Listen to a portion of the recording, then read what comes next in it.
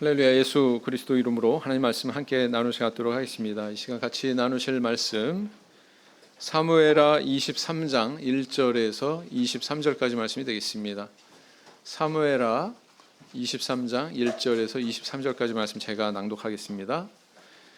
이는 다윗의 마지막 말이라. 이새의 아들 다윗이 말하며 높이 올리운 자 야곱의 하나님에게 기름 부음 받은 자 이스라엘의 노래 잘하는 자가 말하도다. 여호와의 신이 나를 빙자하여 말씀하시며 그 말씀이 내 혀에 있도다. 이스라엘의 하나님이 말씀하시며 이스라엘의 바위가 내게 이르시기를 사람을 공의로 다스리는 자 하나님을 경외함으로 다스리는 자여 저는 돋는 해 아침빛 같고 구름 없는 아침 같고 비 후에 광선으로 땅에서 움이 돋는 새풀 같으니라 하시도다. 내 집이 하나님 앞에 이 같지 아니하냐? 하나님이 나로 더불어 영원한 언약을 세우사 만사에 구비하고 경고케 하셨으니 나의 모든 구원과 나의 모든 소원을 어찌 이루지 아니하시랴. 그러나 사악한 자는 다 내어 버리울 가시나무 같으니 이는 손으로 잡을 수 없음이로다. 그것들을 만지는 자는 철과 창자루를 가져야 하리니 그것들이 당장에 불사르이리로다 하니라. 다윗의 용사들의 이름이 이러하니라. 다그몬 사람 요셉바세벳이라고도 하고 에센 사람 아디노라고도 하는 자는 군장의 두목이라. 저가 한때 800인을 쳐 죽였더라. 그 다음은 아와 사람 도대 아들 엘르아살이니 다윗과 함께한 세 용사 중에 하나이라. 블레셋 사람이 싸우려고 모임에 이스라엘 사람들이 물러간지라. 세 용사가 싸움을 도두고 저가 나가서 손이 피곤하여 칼에 붙기까지 블레셋 사람을 치니라. 그날에 여호와께서 크게 이기게 하셨으므로 백성들은 돌아와서 저의 뒤를 따라가며 노략할 뿐이었더라. 그 다음은 하랄 사람 아게의 아들 삼마라. 블레셋 사람이 떼를 지어 녹두나무가 가득한 밭에 모임에 백성들은 블레셋 사람 앞에서 도망하되 저는 그 밭 가운데 서서 막아 블레셋 사람을 친지라. 여호와께서 큰 구원을 이루시니라.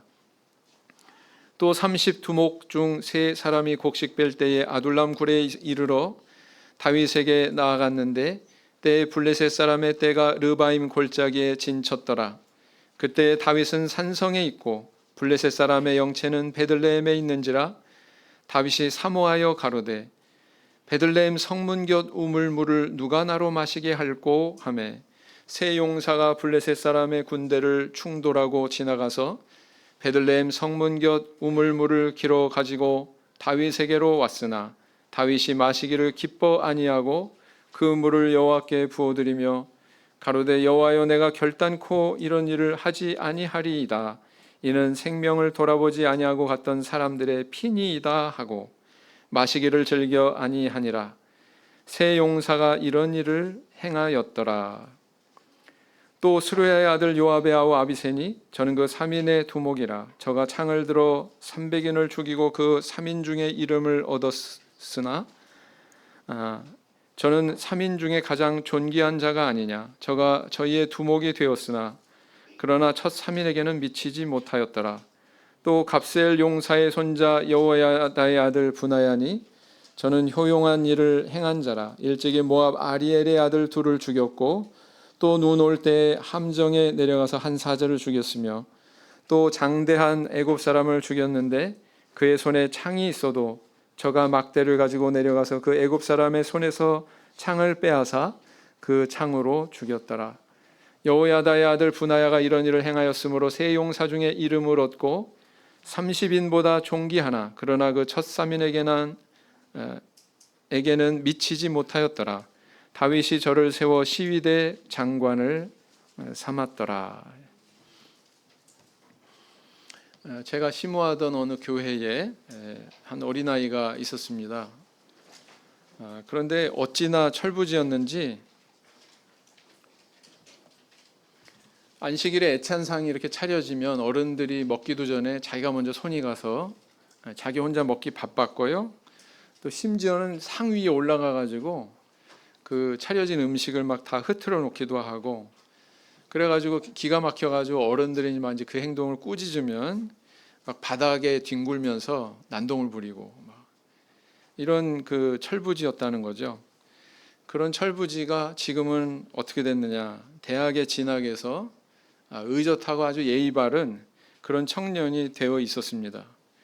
지금은 이렇게 하는 말을 들으면 제법 믿음 있는 말도 하고 교회에서 또 교사로 이렇게 활동하고 또 뭐 저녁 예배 때 이렇게 뭐 기타도 치면서 이렇게 건실한 청년으로 성장한 것을 보면서 우리 성도님들은 뭘 느끼셔요? 그런 걸 보면 저는 그 청년을 보면서 참 아주 신기하기도 하고 흐뭇하기도 하고, 야, 사람이 저렇게 철들고 저렇게 바뀔 수가 있구나, 이런 생각을 하게 됩니다. 우리가 쓰는 언어 중에서 철이 들었다 이런 표현이 있죠. 이게 무슨 의미입니까? 여기서 철이라고 하는 것은 시기 또는 계절을 의미합니다. 과거 이렇게 농사를 짓던 한국 사회에서 계절을 분별하는 일이 참 중요했죠. 언제 씨를 뿌리고 수확해야 되는지 이거 판단해야 됐다라는 겁니다.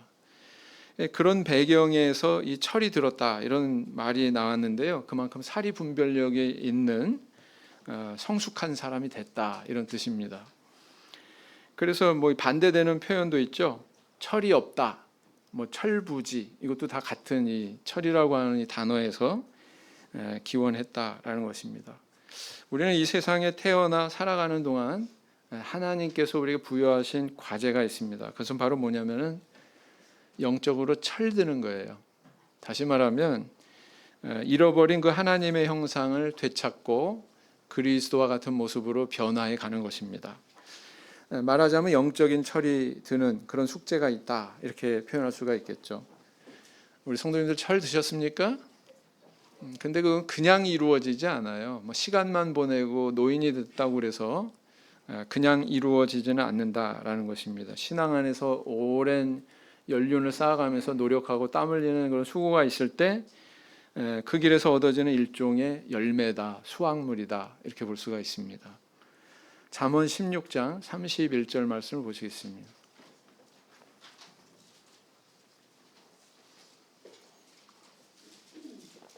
잠언 16장 31절 말씀 보시겠습니다.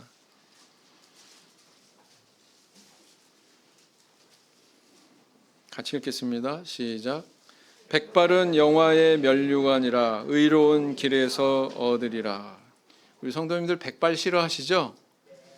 머리에 흰머리 나기 시작하고 그러면은 별로 좋아하지 않지요.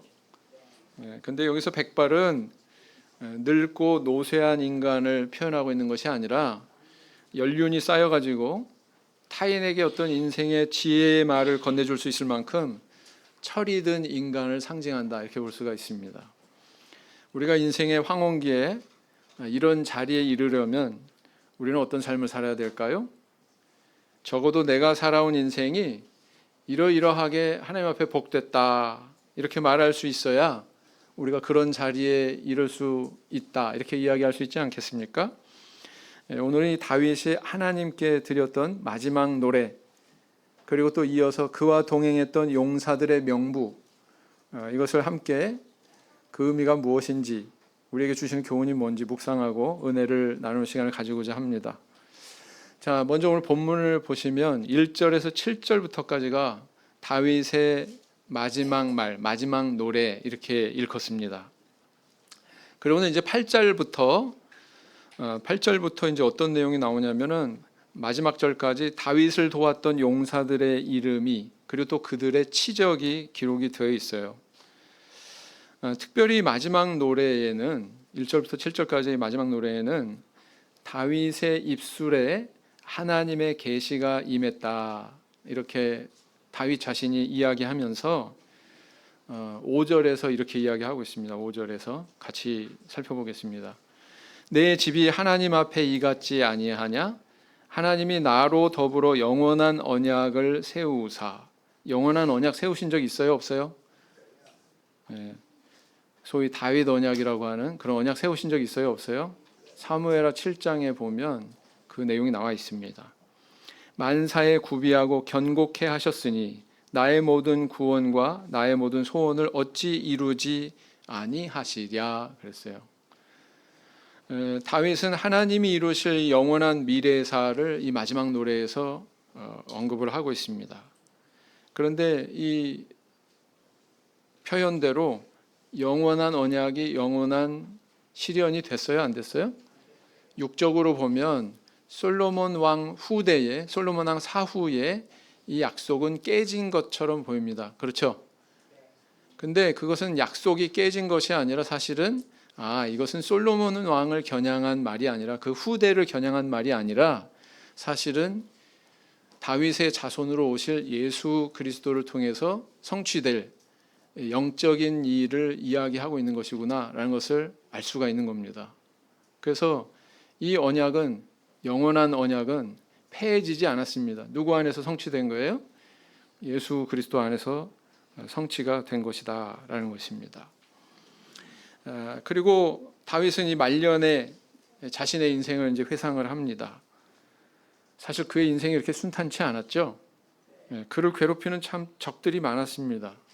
블레셋, 아말렉, 미디안 족속, 이렇게 외부의 적들도 그를 위협했지만 그보다는 사울 왕, 아들인 압살롬, 시므이, 또 반란을 일으켰던 세바, 이런 내부의 적들이 그의 생존을 이렇게 위협해 왔다라는 것입니다. 그럼에도 불구하고 다윗은 그 인생이 좌초되지 않고 이렇게 생존할 수 있었고 노래를 할 수가 있었다라는 것입니다. 그 비결이 어디에 있다고 다윗은 지금 얘기하는 겁니까? 첫째, 그건 하나님 은혜 때문이다. 그 내용이 1절부터 7절까지 있는 거예요. 하나님 은혜 때문이다 얘기하는 거고요. 둘째는 그건 나와 함께 했던 많은 사람들의 도움 때문이다. 이렇게 이야기하고 있는 겁니다. 8절 이하의 그 용사들의 이름이 왜 나와요? 내 주변에 이런 많은 사람들이 있었다. 이 사람들 덕분에 내가 이렇게 생존할 수 있었고 복된 인생을 살 수 있었다. 그 얘기하고 있는 겁니다. 그래서 그가 얼마나 하나님 은혜를 입었는지, 또 내가 주변 사람들에게 얼마나 도움을 받았는지를 밝히면서 나는 정말 하나님 앞에 복된 인생을 살았다. 이걸 이야기하고 싶은 거예요. 지금 다윗은. 네. 자, 그렇다면 구체적으로 그는 어떤 면에서 이런 하나님 앞에 복된 인생을 살았다고 말할 수 있을까요? 첫째는 뭐냐면 하나님께서 높여주신 것이 복이다. 이렇게 이야기하고 있는 것입니다. 하나님께서 높여주신 것이 복이다. 이렇게 얘기하고 있어요. 1절 말씀을 보시겠습니다. 이는 다윗의 마지막 말이라. 이새의 아들 다윗이 말하며 높이 올리운 자, 야곱의 하나님에게 기름 부음 받은 자, 이스라엘의 노래 잘하는 자가 말하도다. 그랬어요.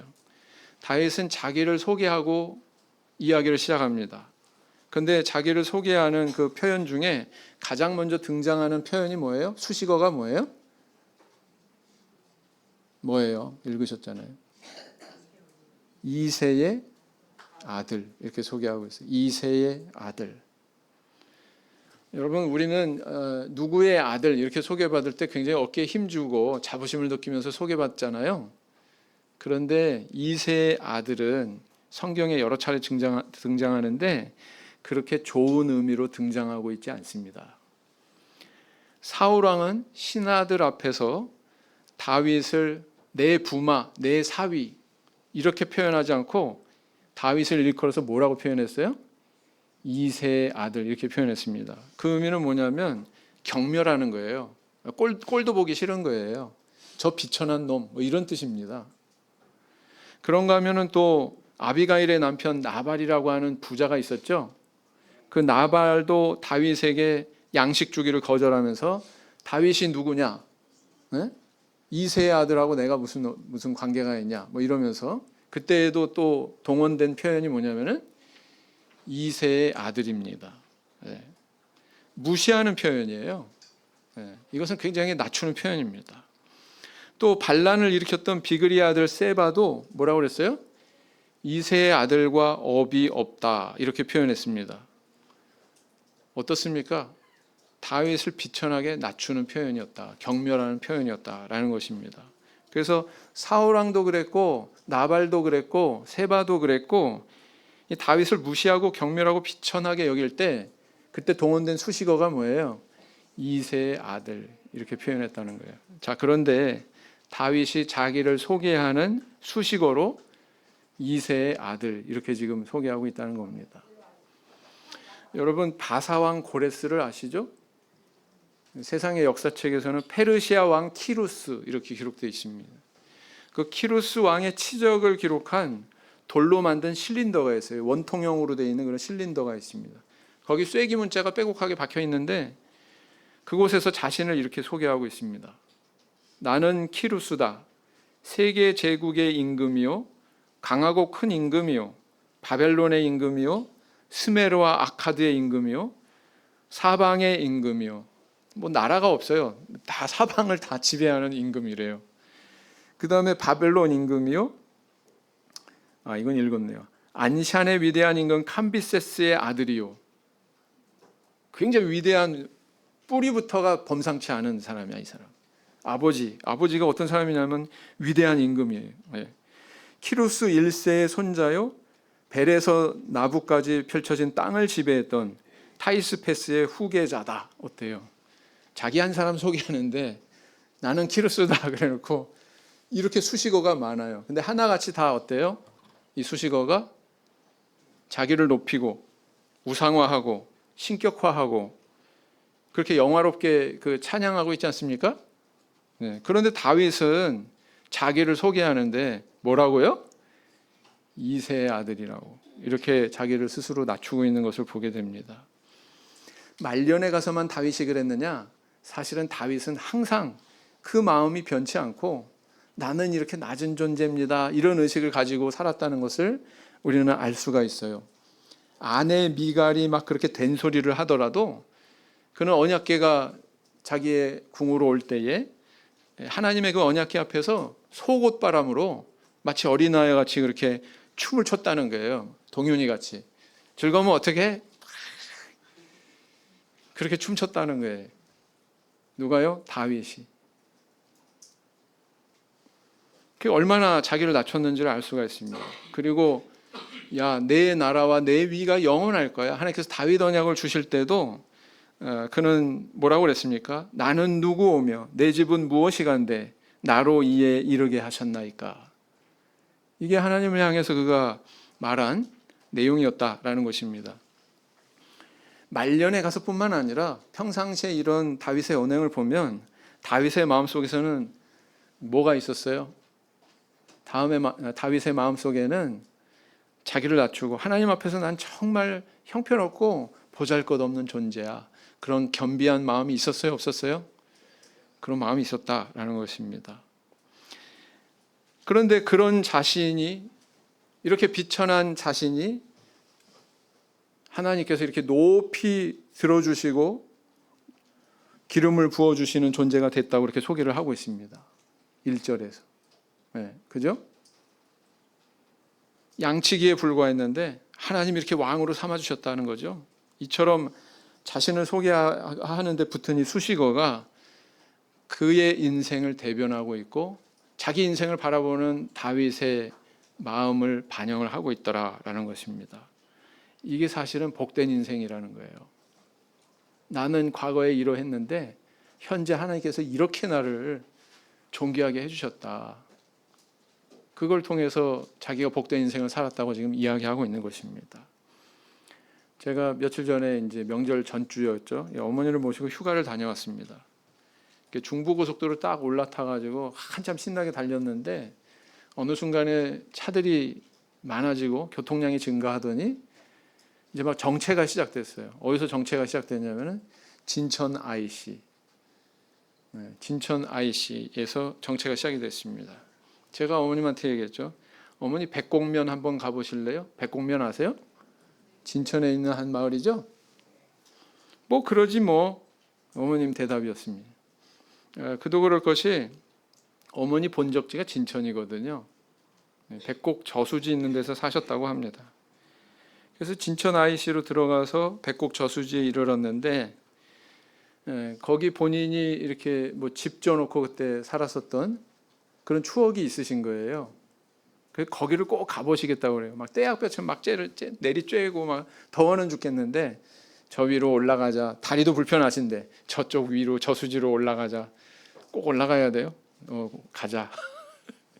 이 여행 가야 되는데 왜 이 저수지 뭐 볼 것도 아무것도 없는 것 같은 이런 저수지에서 시간을 보내야 되나 싶었는데 어머님한테 특별한 거죠, 추억이. 그래서 이제 계단을 한참 올라가가지고 저수지 그 뚝방 있는 데로 올라갔습니다. 그리고는 이제 여기가 아닌데 저쪽으로 가자. 쭉 이제 저는 이제 쫓아가는 거죠. 쫓아갔더니 저 끝에 가가지고 백곡지, 백곡 저수지 이런 뜻이죠. 백곡지라고 하는 돌비가 이렇게 세워져 있는데 그 뒤쪽에 집을 하나 가리키면서 저기가 바로 우리가 살던 집이었어. 그 집이 아니고 옛날에 그 위치였다는 얘기죠.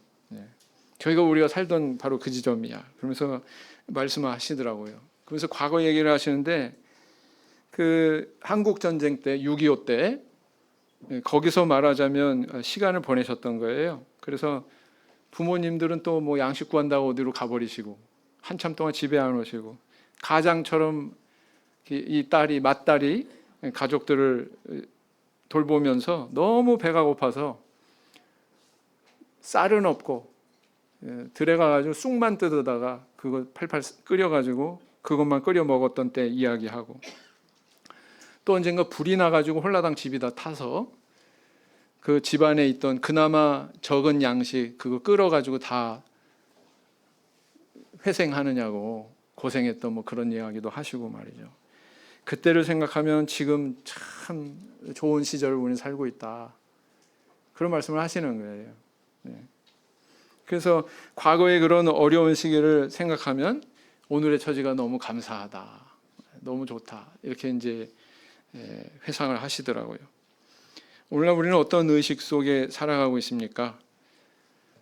백발이 들고 인생의 황혼기에 다윗의 이런 신앙 고백, 그 겸비함이 우리의 고백이 되기를 바랍니다. 항상 하나님 앞에 자기를 낮추고 그래서 하나님의 은혜를 크고 위대하게 발견할 줄 아는 그런 신앙, 이런 다윗의 신앙이 저 우리 성도님들의 것이 되기를 원합니다. 시편 33편 12절 말씀을 보시겠습니다. 시편 33편 12절.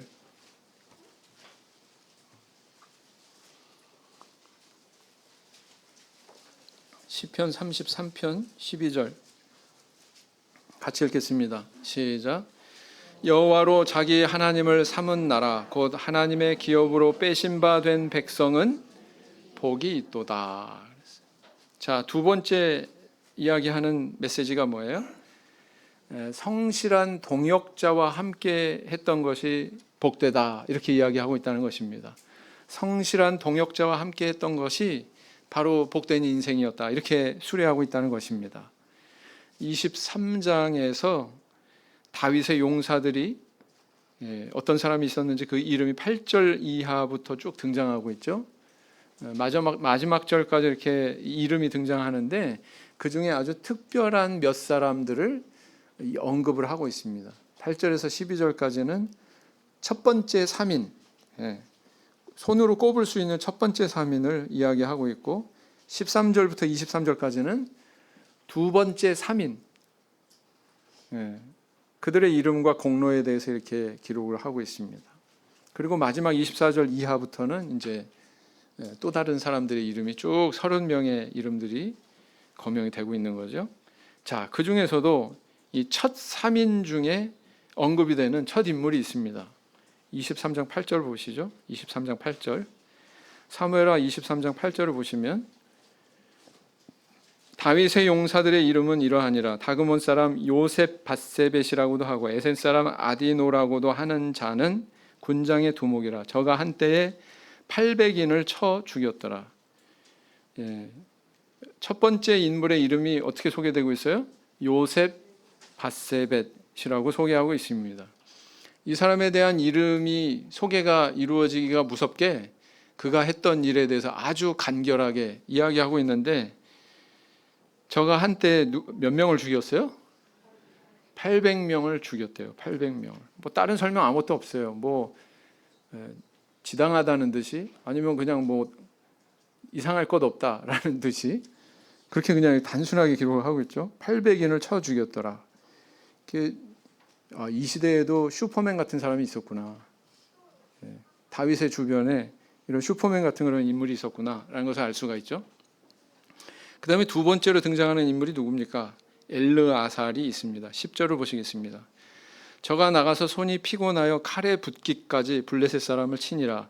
그날에 여호와께서 크게 이기게 하셨으므로 백성들은 돌아와서 저의 뒤를 따라가며 노략할 뿐이었더라 그랬어요. 이 사람 이름이 뭐예요? 엘르아살이에요. 구절에 보시면 엘르아살로 소개하고 있습니다. 얼마나 치열하게 전투를 수행했는지, 전투를 다 마치고 나서 자기가 사용했던 칼이 떨어지지 않는 거예요. 무슨 뜻입니까? 이게 마치 하나가 된 것처럼, 네? 칼과 내 손이 하나가 된 것처럼 손에 마비가 온 거죠. 네? 떨어뜨릴 수가 없는 게 워낙 굳게 잡고서 전투를 수행하다 보니까 그럴 정도로 열심히 싸웠던 인물이다. 야, 이 시대에도 아이언맨 같은 사람이 있었구나. 네, 그죠? 그 다음 세 번째 인물은 누굽니까? 삼마라고 하는 인물을 언급을 하고 있습니다. 11절 12절을 보시면 그 다음은 하랄 사람 아게의 아들 삼마라. 블레셋 사람이 떼를 지어 녹두나무가 가득한 밭에 모임에 백성들은 블레셋 사람 앞에서 도망하되 저는 그 밭 가운데 서서 막아 블레셋 사람을 친지라. 여호와께서 큰 구원을 이루시니라 그랬어요. 모든 백성이 막 흩어졌어요. 적군 때문에. 그런데 아군들이 이렇게 흩어질 때 혈혈단신 그 중앙에 떡 서가지고 적을 혼자서 대적해가지고 물리친 그런 괴력에 아마 힘이 굉장히 셌던 것 같아. 혼자서 그냥 가운데 떡 버티고서 헐크 같은 그런 괴력을 발휘했던 사람이지 않았나 이렇게 생각이 됩니다. 이런 사람들이 있었다는 거예요. 이런 3인이 있었다는 거예요. 이처럼 다윗 왕에게는 어벤져스 같은 인물이 있었어요? 없었어요? 어벤져스 같은 인물들이 있었다. 어벤져스 뭔지 아세요? 마리아반 아세요? 손자한테 물어보세요. 슈퍼맨도 있고, 그죠? 아이언맨도 있고, 헐크도 있고, 뭐 있을 사람 다 있었다는 거예요. 이거 다 싸잡아가지고 어벤져스 이렇게 얘기합니다. 이런 사람들이 있었다는 거예요. 그 이외에도 하반부에 보면 또 30명이 넘는 용사들의 이름이 거명되고 있습니다. 다윗은 왜 이렇게 많은 자기의 측근들, 자기의 용사들의 이름을 이렇게 거명하고 있을까요? 다윗은 이 하나님의 나라, 하나님의 신정국가, 이스라엘의 통일 왕국을 이루는 데 있어서 자기 혼자의 힘으로 이룬 게 아니었다라는 거예요. 뭘 이야기하고 싶은 겁니까? 내 주변에 이렇게 충성되게 나를 도와주는 많은 조력자들이 있었기 때문에, 동역자들이 있었기 때문에 그 일이 가능했다라고 하는 것을 말하고 싶은 겁니다. 바울 서신에 보면 우리는 이 다윗 왕과도 같은 그런 상황을 발견하게 되죠. 바울 사도가 땅끝까지 복음을 전하는 그 사명을 완수하는 데 있어서 그 한 사람의 땀과 노력으로 이것이 이루어지지 않았습니다. 많은 동역자들이 그와 함께 했죠. 아볼로가 있었고요, 바나바가 있었고요, 마가도 있었고요, 실루아노도 있었습니다. 그런 밝혀진 이름도 있었지만 또 그 이외에도 아시아와 마게도냐, 아시아의 아가야에 이렇게 흩어져 있는 많은 교회들 안에 동역자들이 함께 했다는 것입니다. 그래서 때로는 그들이 바울을 위험한 상황에서 피신시키기도 하고요. 또 때로는 바울 대신 옥에 대신 갇히기도 하고요. 또 때로는 바울 대신 심지어 매까지 맞기도 하고 그랬습니다. 그랬죠? 그래서 로마서 16장에 보면 바울은 자기와 함께 많은 동역자들의 이름을 또 거명하면서 그들과 맺은 특별한 관계, 특별한 그런 끈끈한 관계에 대해서 이야기합니다. 로마서 16장을 보실까요? 로마서 16장.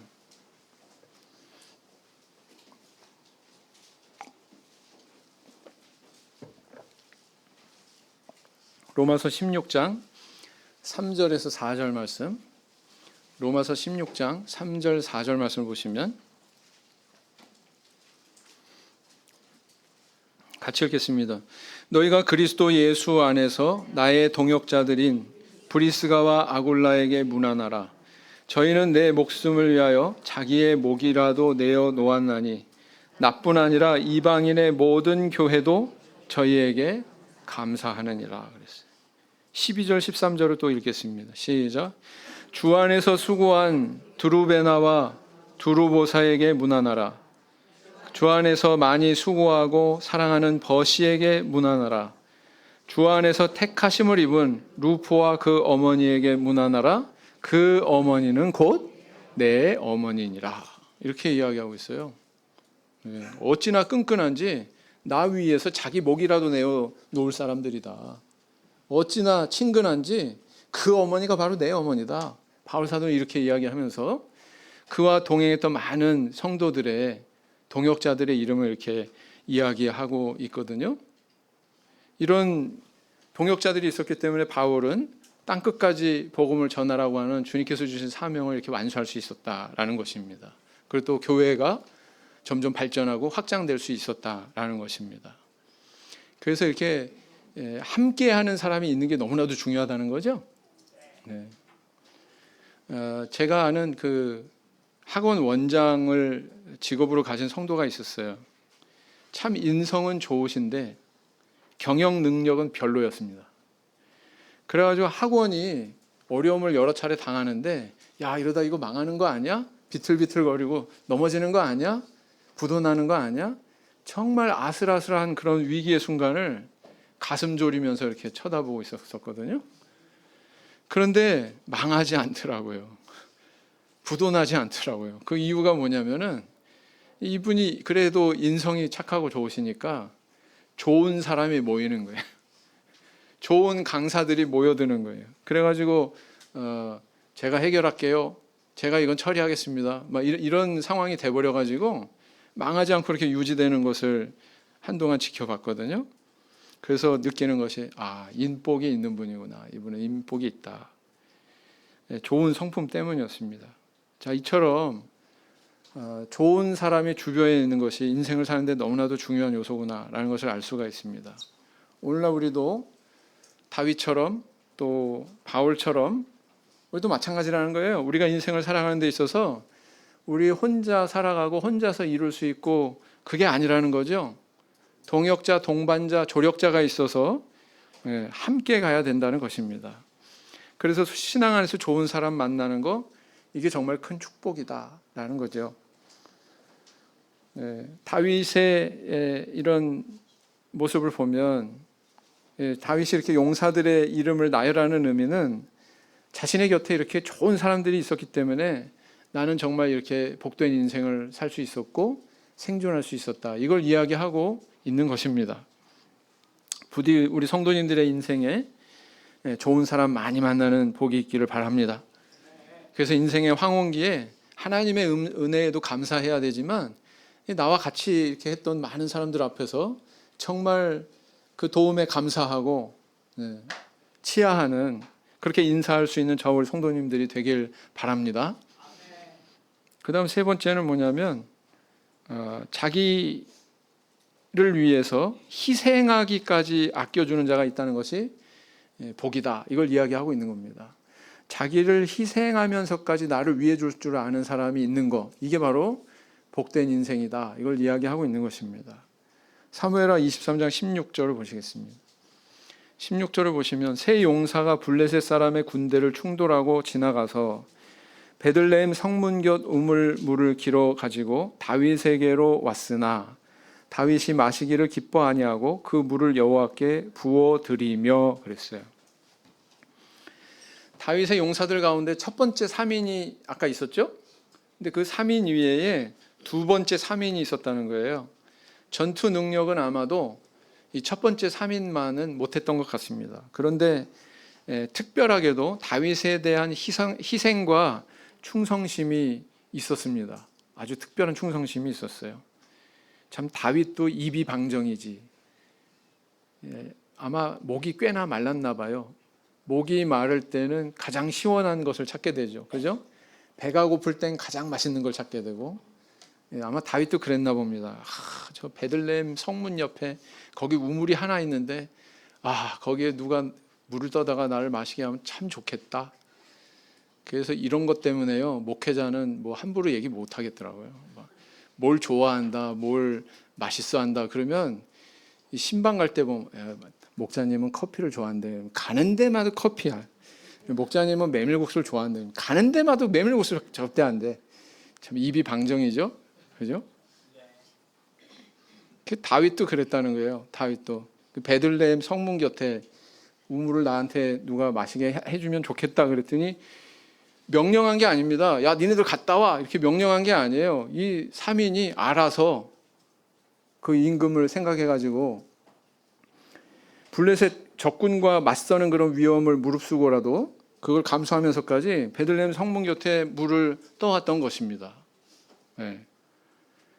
이럴 만큼 그 희생과 노력을 다하는 용사들이 있었다는 거예요. 네. 그런데 그 물을 받아든 다윗의 태도는 어떠했습니까? 이것은 물이 아니라 용사들의 피입니다. 내가 어떻게 이걸 마실 수 있을까요? 이거 하나님께 드려야 되겠다. 마음 먹고는 전제, 부어드리는 제사가 전제죠. 전제처럼 그 물을 하나님 앞에 부어드립니다. 왕을 위해서 기꺼이 희생하고 충성한 용사들의 모습도 참 훌륭하고 감명 깊지만 그런 부하를 사랑하고 아끼는 다윗의 모습도 인상 깊죠. 네. 그래서 다윗은 자신의 인생이 이렇게 복될 수 있었던 것은 바로 이런 희생하고 자기를 내어주는 동역자들이 있었기 때문이다. 이걸 지금 말하고 싶은 거예요. 네. 그걸 지금 전달하고 있는 것입니다. 여러분들 오해하지 마십시오. 여기서 다윗은 뭐 목자를 상징하고 그 이의 분들은 무슨 동역자, 뭐 교회 임원이나 장로나 집사나 뭐 신도들을 상징한다. 그거 아닙니다. 그렇게 매칭시키면 안 됩니다. 우리 최여임 모친 세례식에 많은 동역자들이 있었죠. 이분이 세례받고 거듭나는 것은 영적인 왕이 한 분 탄생하는 거예요. 다윗과 같은 존재가 한 분 하나님 앞에서 탄생하는 겁니다. 근데 그 다윗이 탄생하는 일에 여러 동역자들이 동원이 됐죠. 땀 흘리면서 막 텐트 치고 여러 가지 물품 준비하고 한번 시험해보고 이런 분들이 있었습니다. 침상을 직접 들쳐매고 물에 들어가는 수고를 아끼지 않는 그런 분들이 있었어요. 또 화병 환자를 함부로 다루다가 혹시라도 돌아가시면 그런 불미스러운 일이 발생하면 감옥에라도 가겠다라고 결심한 가족들의 결단이 있었습니다. 남편이 가면 생계에 지장이 있으니 아내인 내가 대신 가겠다. 이런 가족의 결단이 있었어요? 없었어요? 있었다는 것입니다. 또 뿐만 아니라 간호사 면허증 반납을 각오하고 내가 이 일에 봉사하겠다. 이런 분의 결단이 있었어요. 그런 여러 사람들의 어떤 희생정신이 있었기 때문에 이 최여임이라고 하는 이 한 영혼이 하나님 앞에 다윗으로 탄생하지 않았습니까? 그죠? 다윗은 목자가 아니에요. 베들레헴 우물 곁에 물이 마시고 싶다. 아니에요. 네, 그거 아닙니다. 오늘날 모든 성도님은 다윗처럼 이새의 아들로 비천한 존재였을 수 있습니다. 그러나 우리 하나님께서 기름 부으시고 왕 같은 제사장으로 다 삼아주셨죠? 네, 바로 여러분들이 그런 존재들이에요. 게다가 하나님은 모든 성도를 교회라고 하는 가족 공동체에 속하게 하셨습니다. 그래서 더불어 살아가게 하셨어요. 서로 도우면서 서로 끌어주고 당겨주고 아껴주고 그러면서 살아가게 하셨습니다. 그래서요, 내가 다윗일 때는 그들이 용사가 되어주고 그가 다윗일 때는 우리들이 용사가 되어주는 그런 관계가 되게 하신 겁니다. 이제 감이 오시죠? 네. 다윗은 목자가 아니에요. 다른 용사들은 뭐 성도들이 아닙니다. 그걸 아셔야 돼요. 그래서 그 공동체 속에서 사랑과 희생과 우정과 헌신과 이런 것들을 배우면서 그리스도의 사랑을 깨달아가게 하시고 그리스도를 닮은 사람으로 변화시키고 계시는 것입니다. 우리 창교회 성도님들 인생의 황혼기에 이르렀을 때, 그래서 철이 들었을 때, 우리의 머리카락이 백색으로 바뀌었을 때 자녀들에게 무엇을 이야기해 주고 싶으십니까? 다윗과 같이 하나님의 은혜를 이야기해 줘야 되죠. 하나님의 언약에 대해서 이야기해 줘야 되죠. 뿐만 아니라 내가 이 자리에 오기까지 여러 사람들의 배려와 사랑과 감사한 일들이 이렇게 함께 했다. 저들이 있었기 때문에 내가 있었다. 라고 그렇게 고백할 수 있는, 그렇게 이야기해 줄 수 있는 부모가 되어야 되지 않겠습니까? 부디 다윗이 그러했던 것처럼 이런 복된 인생을 살아가시고 인생의 말년에 자기의 과거를 수레하면서 이렇게 이야기해 줄 수 있는 저 우리 성도님들 다 되시기를 예수님 이름으로 기원드립니다. 묵상 기도하시겠습니다.